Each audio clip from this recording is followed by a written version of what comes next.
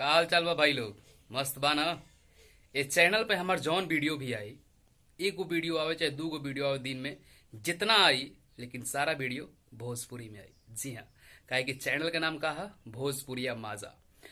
और इस चैनल बनावे के एगो खास मकसद ई बा कि बहुत सारे भाई के हमरा लगे एगो रिक्वेस्ट आवत रहला कि भैया से रउआ एगो चैनल बनाई और उस चैनल पर जौन वीडियो अपलोड करें तो वीडियो भोजपुरी में बनाई। जी हाँ, तो भाई लोग तो हम लोग से रिक्वेस्ट बा कि चैनल के ज्यादा से ज्यादा शेयर कर लो, सब्सक्राइब कर लो।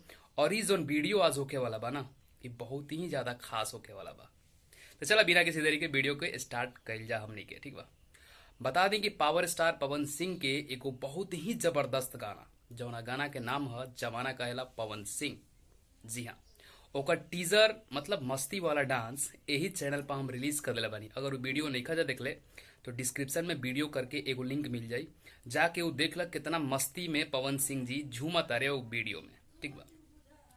उ जौन वीडियो के शूटिंग बा उ फाइनली कंप्लीट हो गईल बा और वीडियो चल गईल बा एडिटिंग में। हो सकी तो 3 से 4 दिन में वो वीडियो हमनी के देखे के मिल जाई म्यूजिक वाइड के ऑफिशियल यूट्यूब चैनल पे। बता दी, सही बात है। तो बहुत सारा जो लोग बा उ कहता कि भैया वीडियो के जल्दी मंगाई जल्दी मंगाई। अरे भाई हम के मंगाई, देखा हमनी के लिए का होला कि जौन अपडेट होला तो ना आवेला वहां से कि विवेक जी चाहे जे भी यूट्यूबर बा कि ये चीज होने वाला है, ठीक है।